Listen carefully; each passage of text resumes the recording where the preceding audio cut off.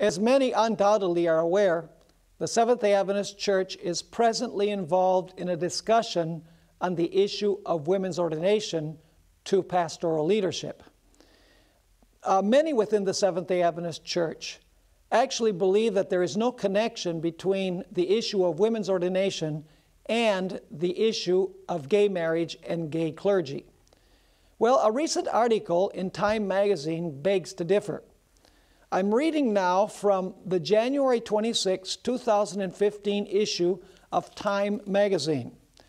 I'm reading from an article that is titled "A Change of Heart," and the subtitle reads, "Inside the Evangelical War Over Gay Marriage."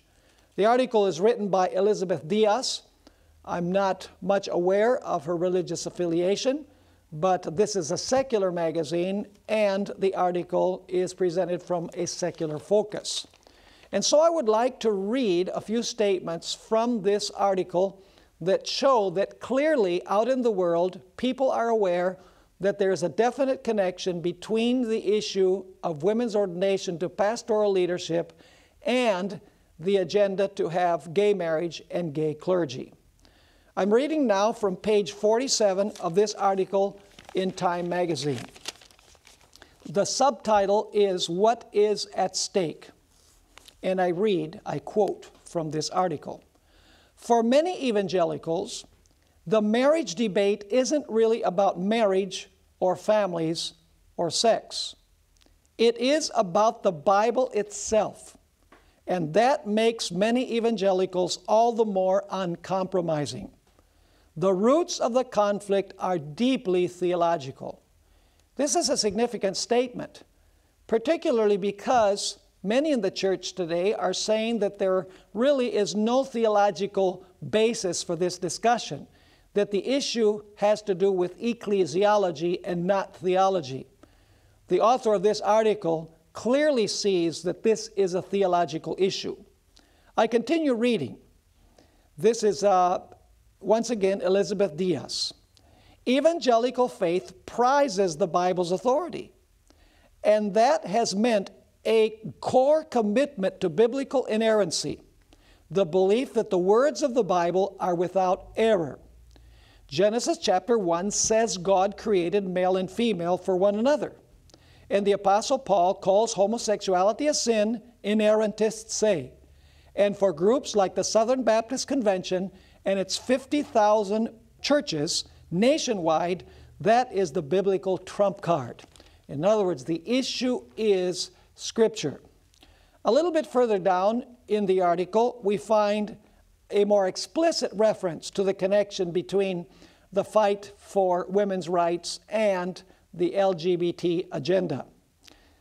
Here is what the author says. "And there is another just as fundamental obstacle."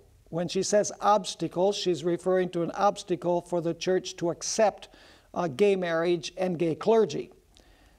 She continues writing, "So far, no Christian tradition has been able to embrace the LGBT community without first changing its views about women. The same reasoning that concludes that homosexuality is sin is also behind the traditional evangelical view that husbands are the spiritual leaders of marriages and men are the leaders of the church." A little bit further down, she quotes Robinson as saying, "It is not an accident that women's liberation movement preceded the gay liberation movement." And so there are 2 points that I would like to emphasize in this particular news flash. First of all, the author of this article clearly sees that this is a theological issue. And secondly, it is very significant that she sees a connection between the roles of men and women in the church and in the home and the agenda of the LGBT community. As Seventh-day Adventists, we must abide by what Scripture says. Scripture says, "Wives, submit to your own husbands. Husbands, love your wives." And Scripture also states that elders and bishops must be the husbands of one wife. Let us live by every word that proceeds out of the mouth of God. Let's not allow culture to dictate what the church does. Let's take what God says and apply it in our church.